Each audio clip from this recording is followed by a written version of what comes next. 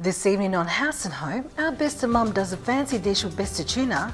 We get to know more on the courses on offer at the Port Moresby Institute of Matriculation Studies. It's all about floor mats over Brian Bell or Bill Neal.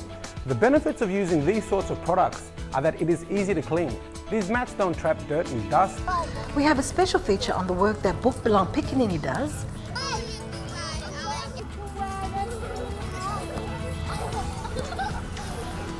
And how much do you know about water? Hello everyone, and thank you for joining us once again on House and Home. Before we begin, we'd like to say a big thank you to Mr. Kami, whom we featured on the show last week, along with his wonderful orchid garden, and we truly hope that we've managed to inspire many of you to become avid orchid gardeners or just inspired to tend to beautifying your gardens around your homes. It was also interesting to learn a few facts on orchids, especially with some of the names that we stumbled across. Very interesting indeed. And Mr. Kami is quite the storyteller when it comes to orchids. Hope the weekend was an eventful one. I know the Fijian community based here in Port Moresby had a full-on weekend of sports and entertainment celebrating Fiji Day. Well, let's move on and join our Besta Mum Miriam down in the House and Home kitchen making fancy Besta tuna. It's the tastiest tuna in a can. It's the new Besta tuna chunks in 185 grams. Packed with 100% premium white meat goodness. The finest export quality tuna is now available nationwide in oil and brine. Besta tuna chunks and Bestia, proudly PNG made. Good night, viewers. Welcome once again to another Cooking with Besta program. For tonight's recipe, I will show you how to prepare fancy Besta tuna. In front of me, we have 1½ shredded cabbage, 4 tomatoes, ½ cup mayonnaise, 2 boiled eggs, 1 tablespoon lemon juice, black pepper to taste, ½ teaspoon chili powder, 1 tablespoon green onion, and our main ingredient, Besta tuna chunks in oil. So what we'll do now, we add in our Besta tuna chunks,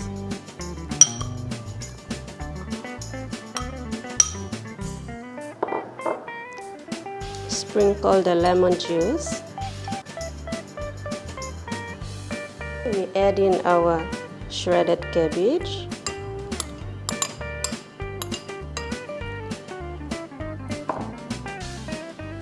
boiled egg,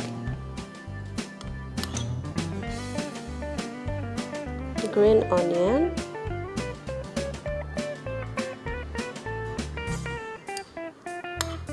our mayonnaise, add in our chili powder,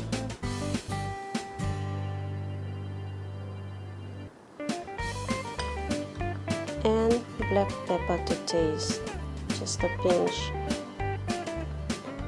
Okay viewers, we combine all the ingredients together.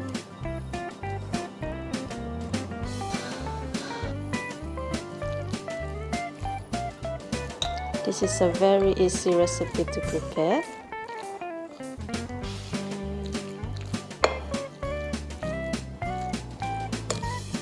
Remember, I am using Besta tuna chunks in oil, pure white meat to prepare this recipe.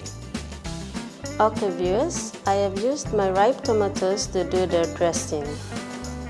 So what we'll do now, we just add in our tuna mixture.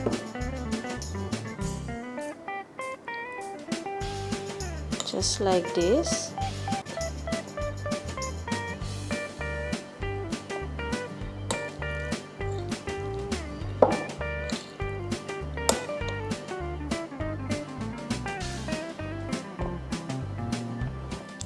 And here you have it, fancy Besta tuna. Thank you for watching and hope you join me again, same time next week on House and Home Cooking with Besta. It's better, it's Besta, pride of PNG. It's the tastiest tuna in a can. It's the new Besta tuna chunks in 185 grams. Packed with 100% premium white meat goodness. The finest export quality tuna is now available nationwide in oil and brine. Besta tuna chunks and Bestia, proudly PNG made. And we'll join our Besta Mum Miriam once again next week for another Cooking with Besta segment.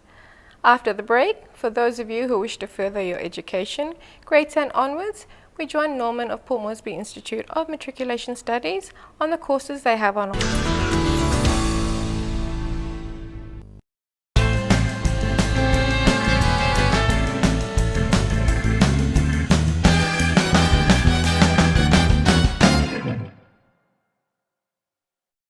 Good evening, viewers. Welcome once again to this PIMS segment.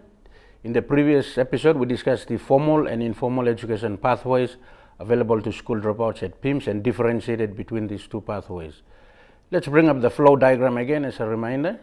As was discussed, formal students are the regular mainstream primary and secondary students who use the PNG National Department of Education curriculum. They sit the national exams and are certified accordingly.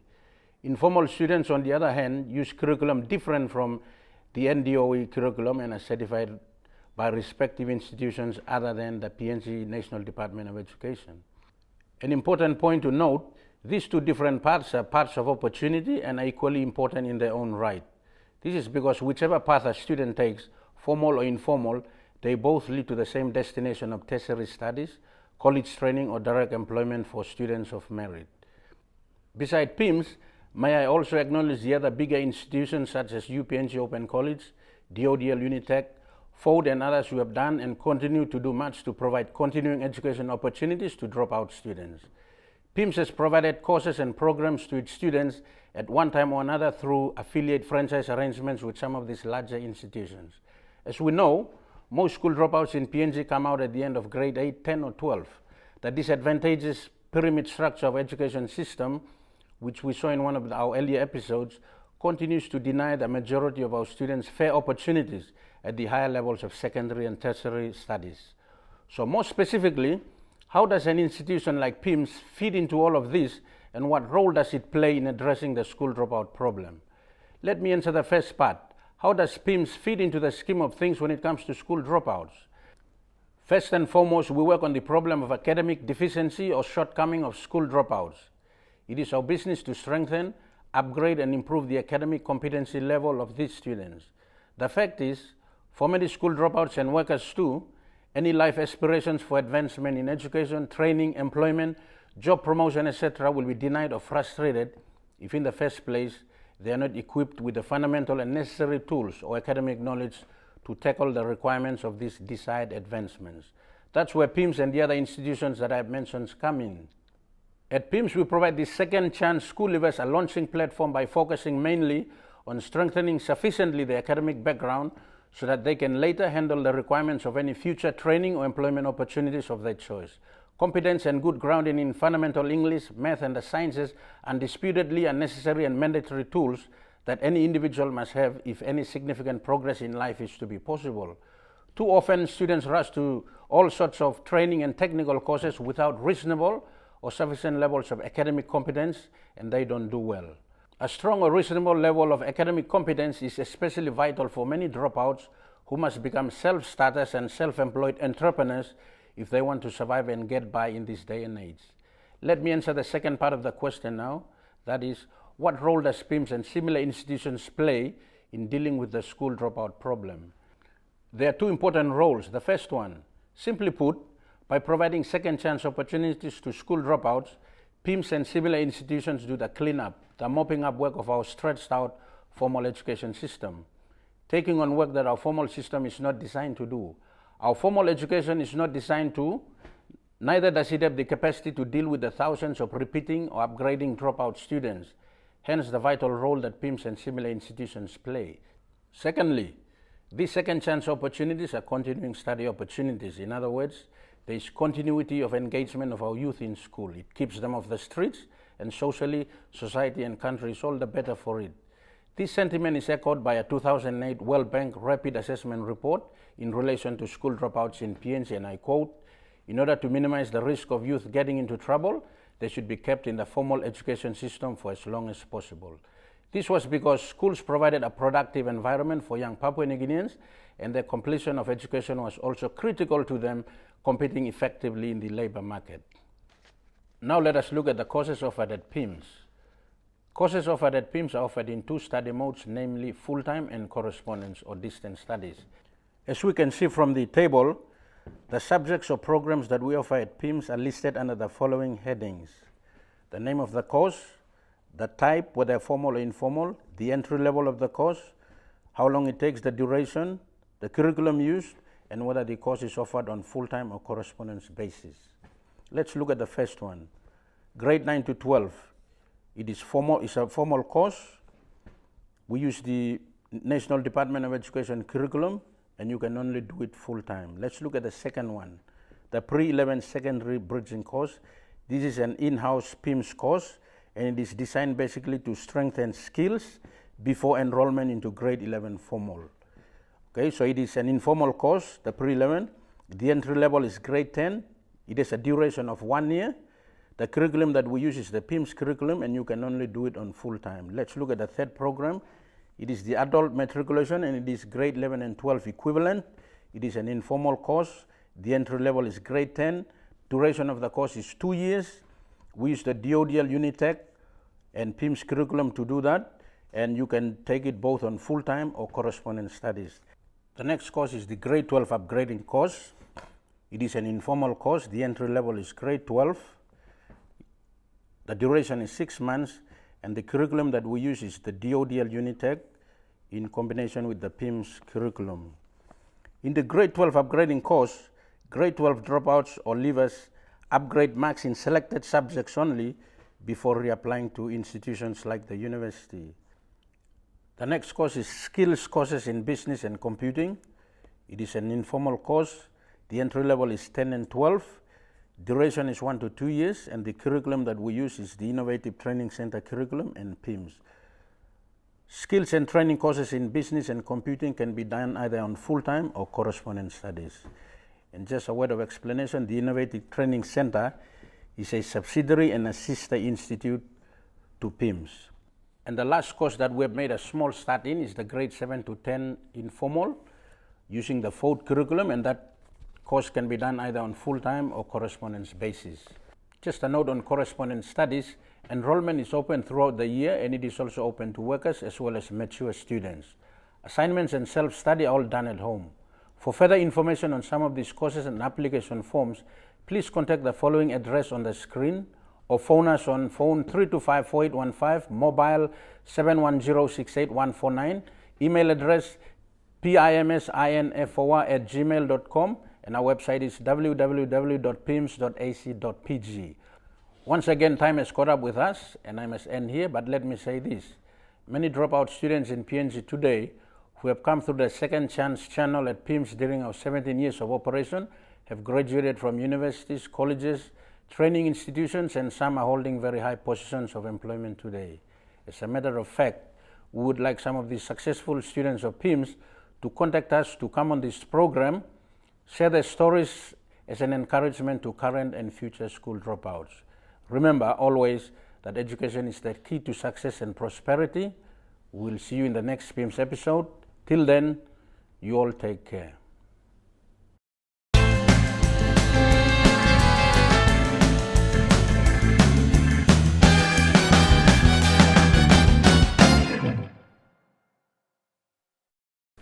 Thank you, Norman, for this positive insight, and to Port Moresby Institute of Matriculation Studies for providing another avenue for school leavers to complete their education.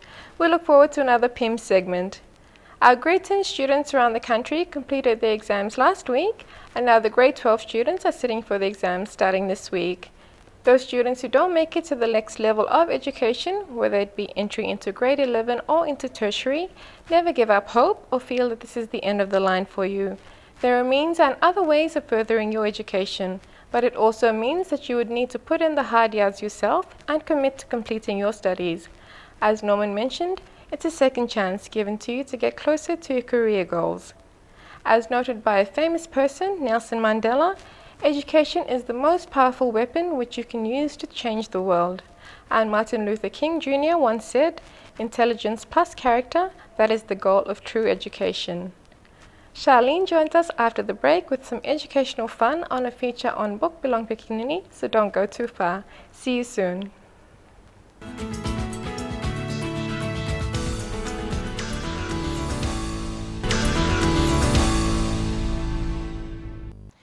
Welcome back to House and Home viewers.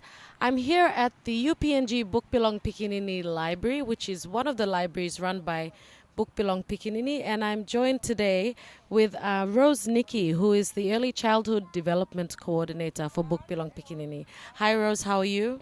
I'm good, thank you. Thank you so much for taking time out to answer some of the questions that we have about the wonderful work that Buk Bilong Pikinini is doing. I'll get right into it.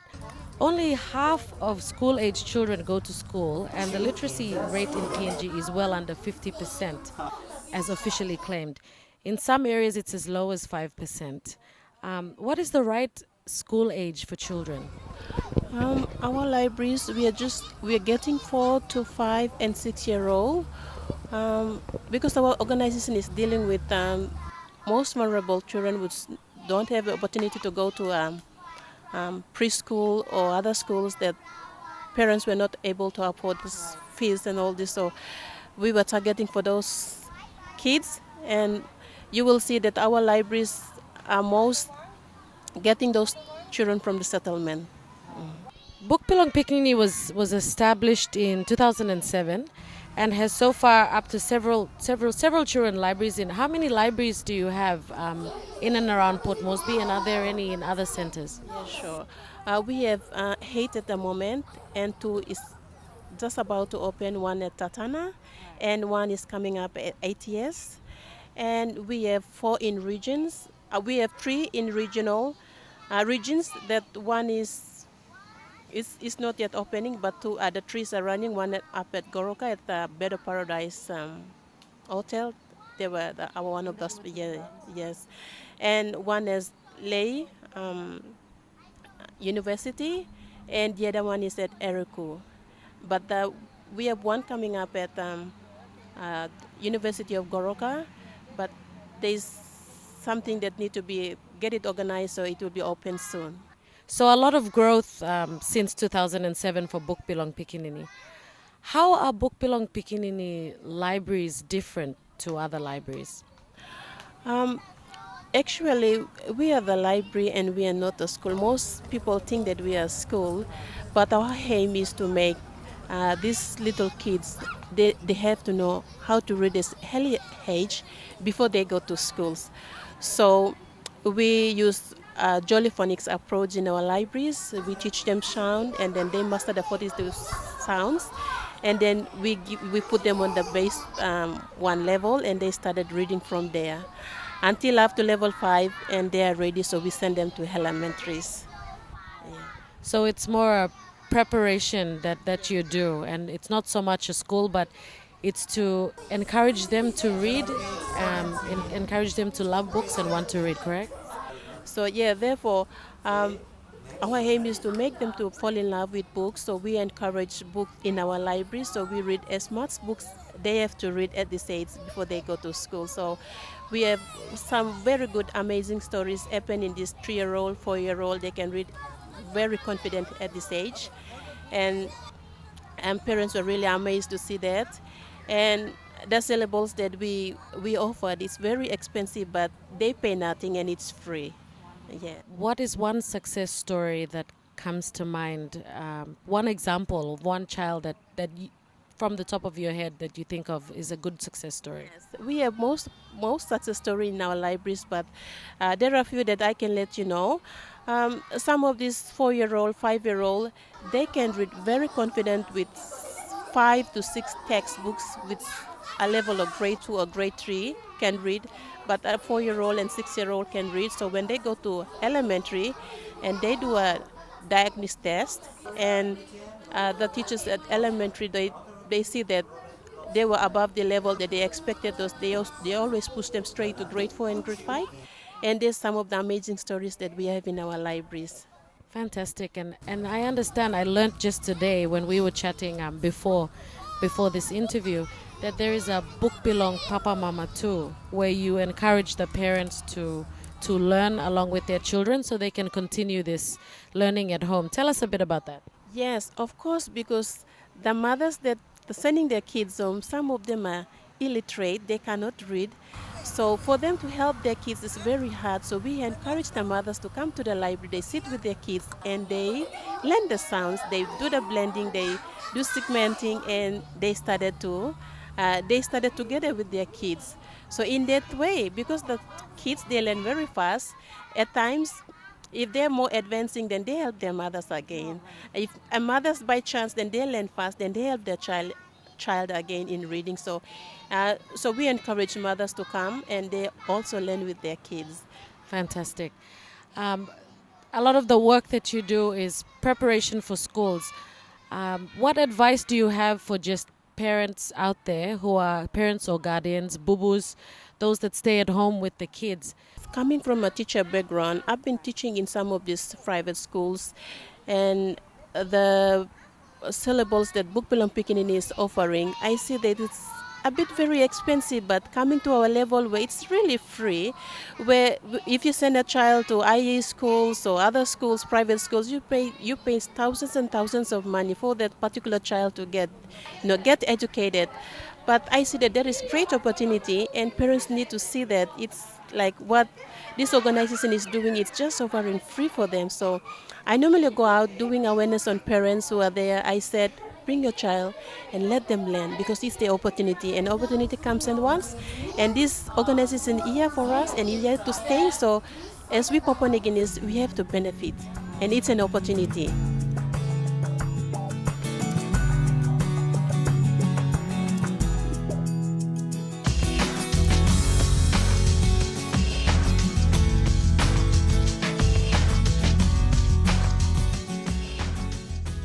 For our viewers watching that would like to help, how can they help Buk Bilong Pikinini with the work that you're doing? I think it's very important. The other organization and donors, they think that very important thing that what Buk Bilong Pikinini is doing, and they donate books, they donate kind like cash and all these things into our library to support this to continue on. So I like to encourage our government to look into this one as well, because most of our elementary kids, they are not able to read at this age, and some of the kids that the government cannot cater for them at the age of 4 to 5 and 6 years. The government only they only allow funds for the 7-year-old where they go to elementary and they started, but they forget about these ones.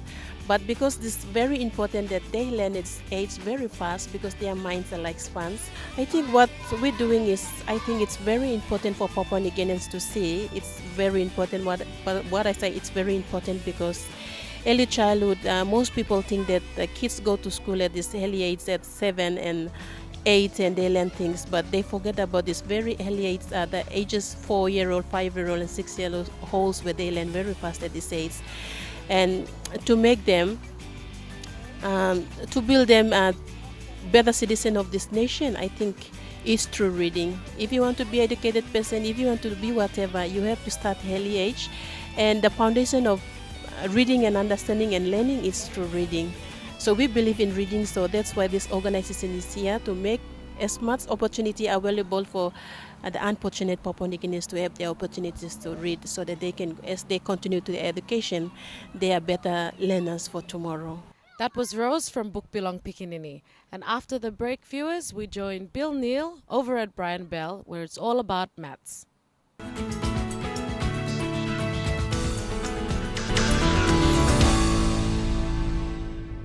Hey, hey, Mr. B. Good evening and welcome to another Brian Bell segment on House and Home. I'm your host for the evening, Bill Neal. Tonight's segment is all about practical, functional products that live here at Brian Bell. Products that have more than one function in totally unrelated fields. These products hide in their departments because the other more attractive products steal your attention. But the practicality and functionality of these products draws me to make a mention of them to you. Tonight I will be showcasing the use and benefits of the 3 two-dimensional products that perform the tasks well. First up, we have these Negrani floor mats. They're easy to clean, very effective products that come in 3 colors, red, blue and green. These primary colors suit most other colors and can blend into most situations. They come in all these different sizes, which makes it easier to suit your application. Here are some suggestions of where and when you could use them. You can use them for many applications. Here are a few. Car mat, doormat, used as a cushion in between items, used on a boat for better footing and to provide a layer between solid objects and the boat floor. The benefits of using these sorts of products are that it is easy to clean. These mats don't trap dirt and dust for months on end, which then combined with the outdoor elements starts to form mold and mildew, which then deteriorates your product and in the end costs you more money to replace. The Negrani floor mat is made from rubber, which means it will be harder for dirt and dust to lodge itself into the fiber, which means it will be easy to clean, which also means that it will last for longer as it won't deteriorate as quickly. This is a picture of me at Parliament House. They use it as an outdoor mat here. They've washed it and they've hung it up to dry in the elements, very weatherproof. Here are some other heavy-duty outdoor mats that we have in stock.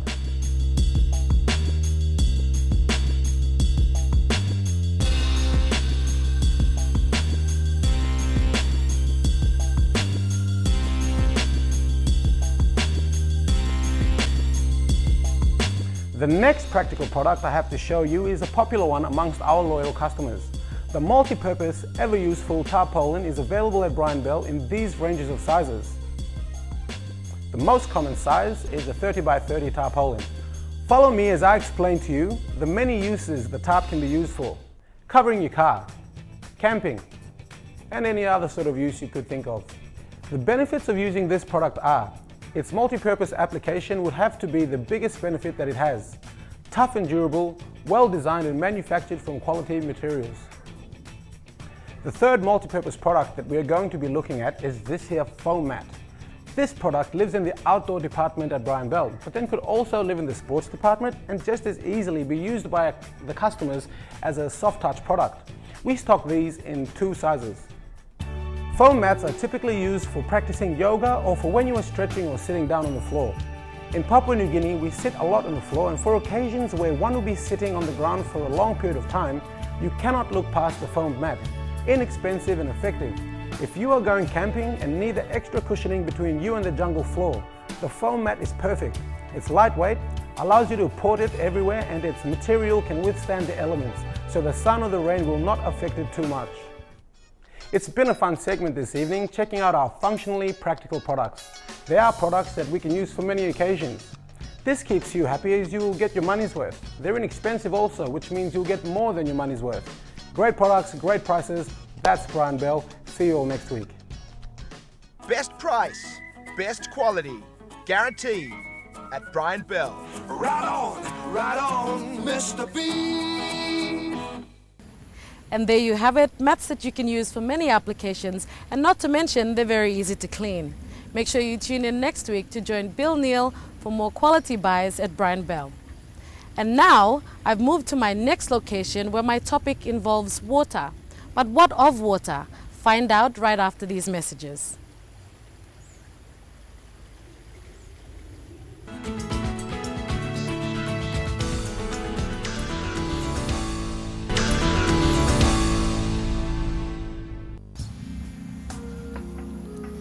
Welcome back to House and Home.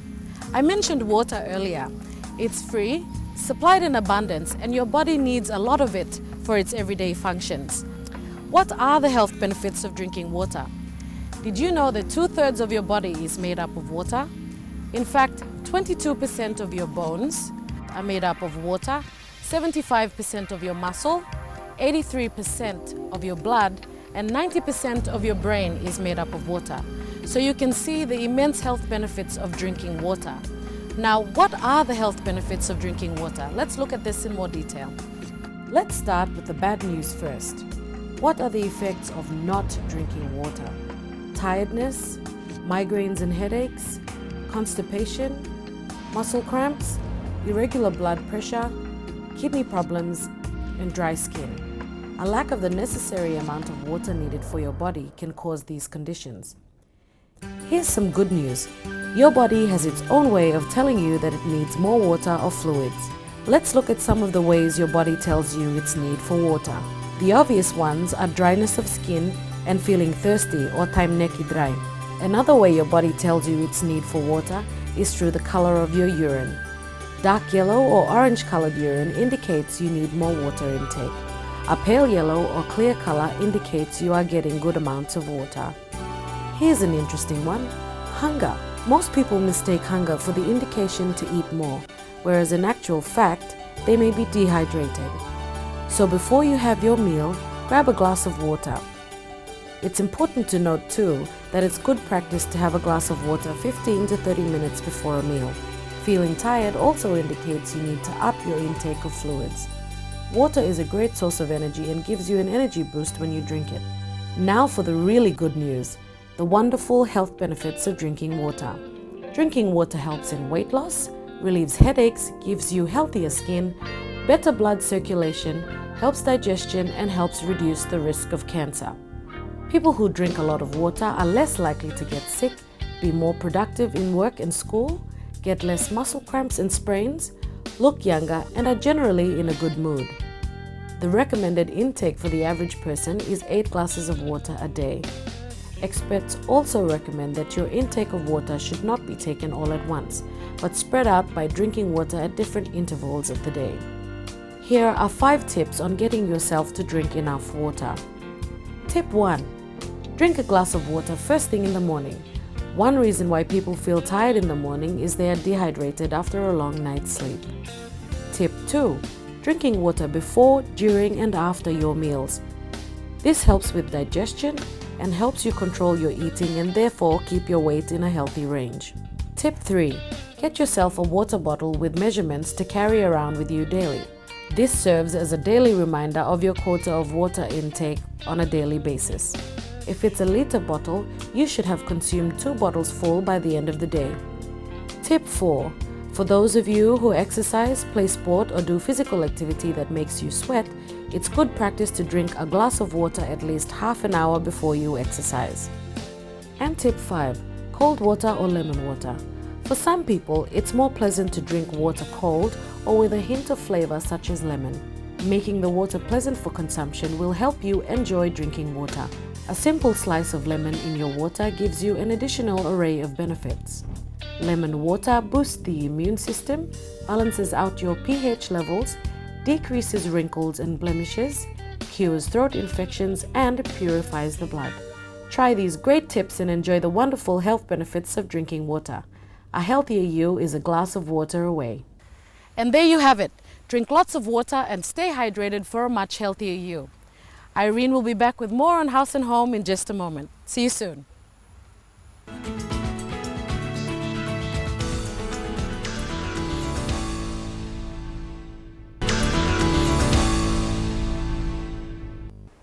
Welcome back.